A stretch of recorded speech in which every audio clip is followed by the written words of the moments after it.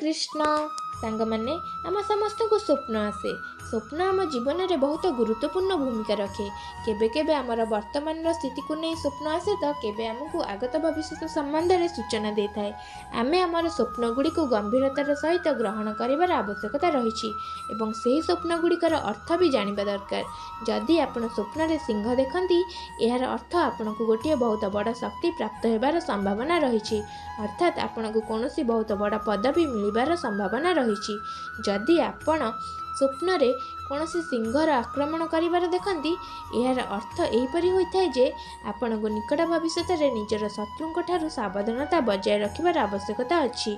जदि सिंह आपण को ऊपर आक्रमण करी नाही किंबा आक्रमण कला एवं आपण सिंह ऊपर विजय प्राप्ति कले तेबे भविष्य में आपण आपणक शत्रुओं ऊपर विजय हासिल करिवे। अर्थात आपण जीवन में असुविधा तो आसीबो किंतु आपण असुविधा को हराई आगको बढ़िबे। एवं यही स्वप्न गुड़िकर अन्य एक अर्थ है कि माँ दुर्गांकर आपणक ऊपर कृपा हेब। हरे कृष्ण।